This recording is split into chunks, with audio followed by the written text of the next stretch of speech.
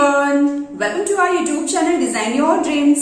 आज की इस वीडियो में हम देखेंगे यूकेजी क्लास के बच्चों के लिए इंग्लिश का कंप्लीट सिलेबस और जानेंगे कि बच्चों को क्या क्या और किस तरीके से पढ़ाया जाता है।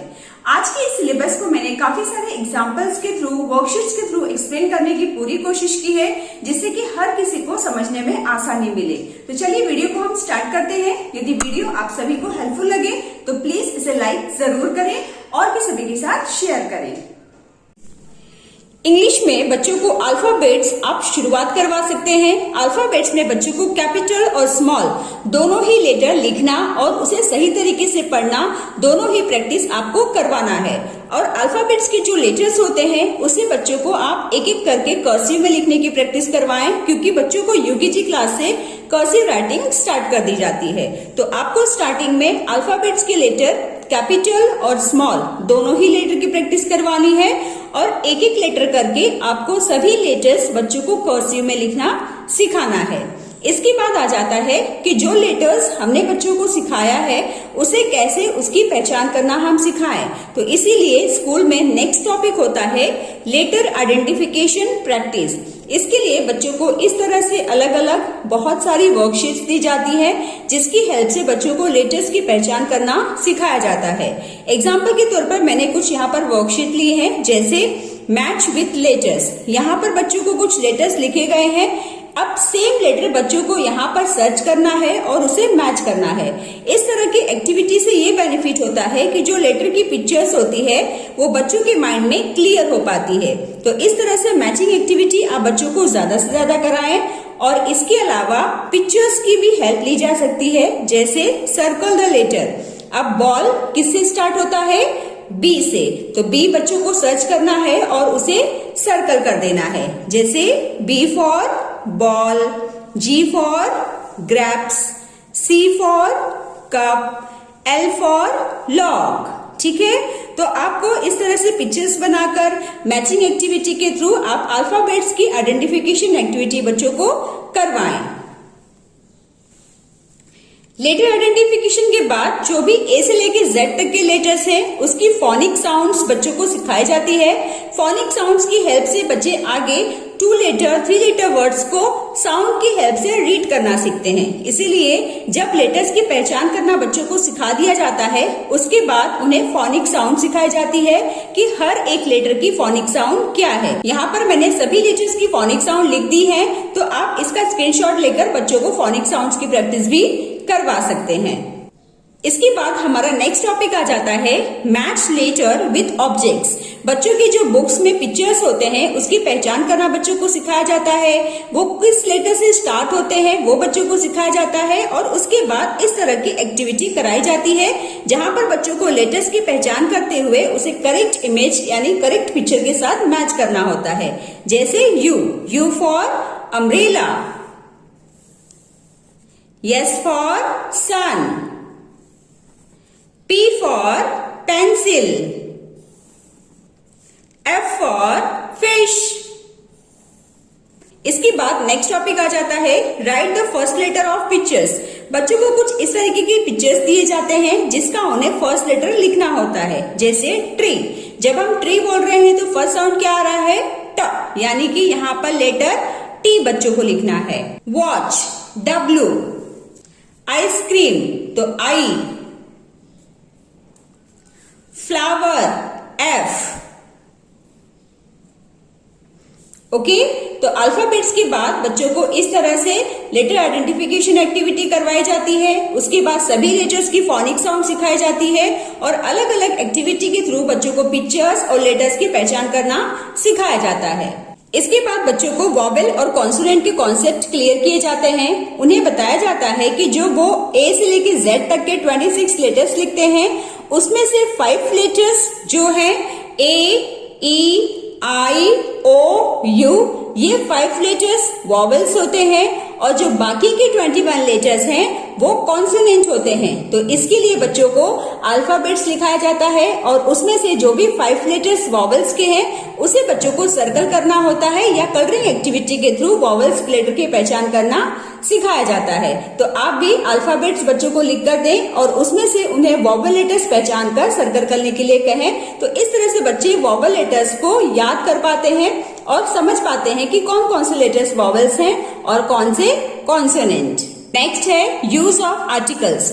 यूकेजी क्लास में बच्चों को आर्टिकल्स की पहचान के लिए सिर्फ यही कहा जाता है कि यदि कोई वर्ड वॉवल लेटर से स्टार्ट होता है तो उस वर्ड के आगे उन्हें एन लगाना है, और अगर कोई वर्ड कॉन्सोनेंट से स्टार्ट हो रहा है तो उस वर्ड के आगे उन्हें ए लगाना है। हालांकि इसके बहुत सारे रूल्स होते हैं जो कि क्लास 1 में बच्चों को सिखाए जाएंगे, पर यूकेजी क्लास में जस्ट बच्चों को इतना ही कहा जाता है। ठीक है, जैसे हम ट्री देख रहे हैं तो ट्री का जो फर्स्ट लेटर है वो क्या है? कॉन्सोनेंट है। तो वहां पर हम लिखेंगे आर्टिकल ए।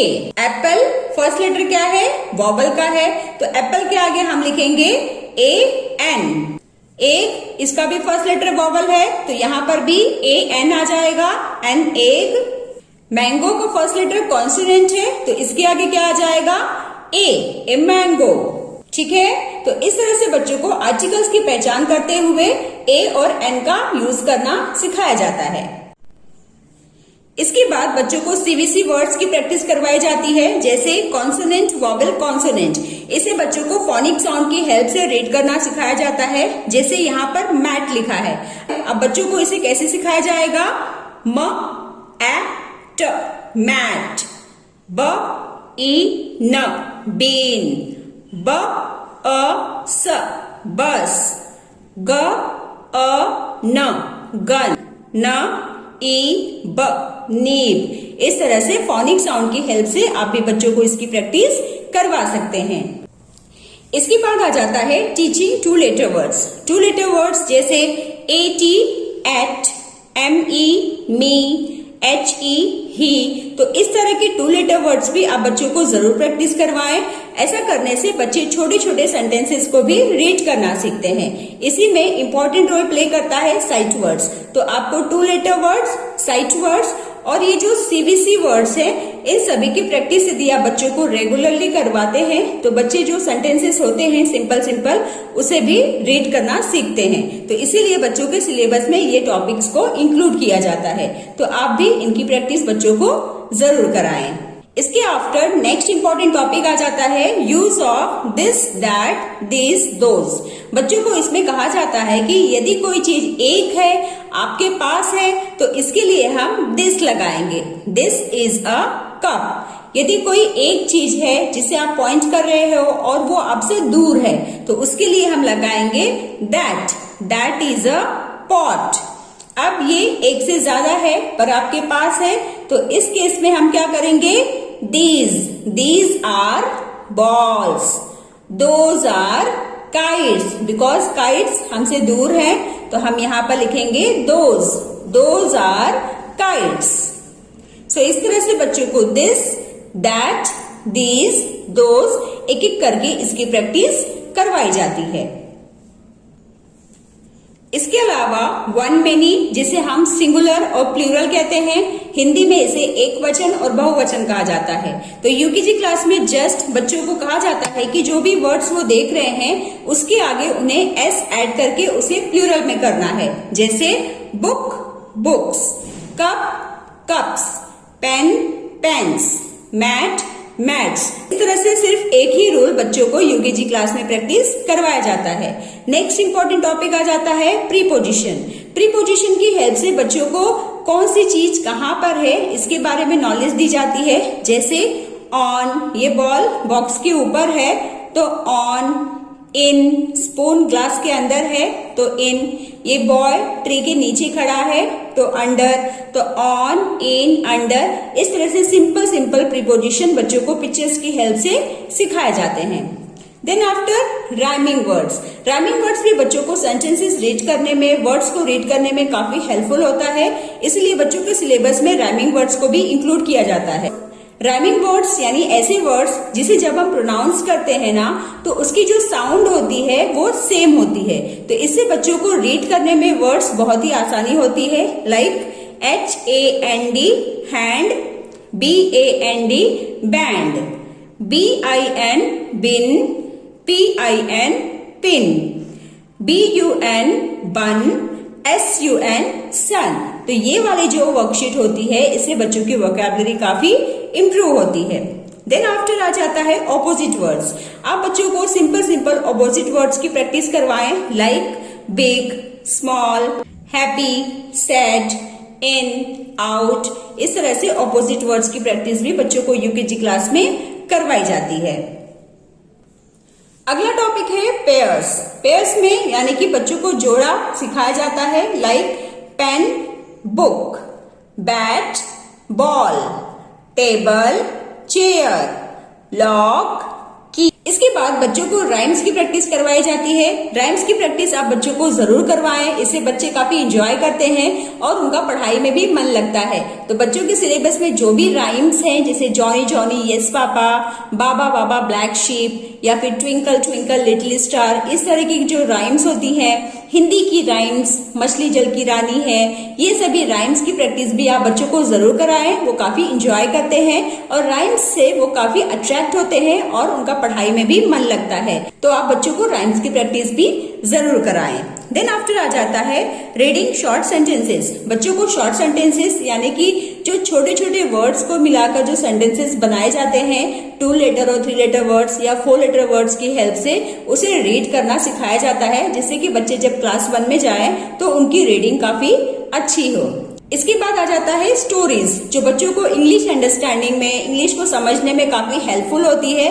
तो आप बच्चों को स्टोरीज जरूर सिखाएं, जैसे ग्रिडी डॉग, क्रो वाला।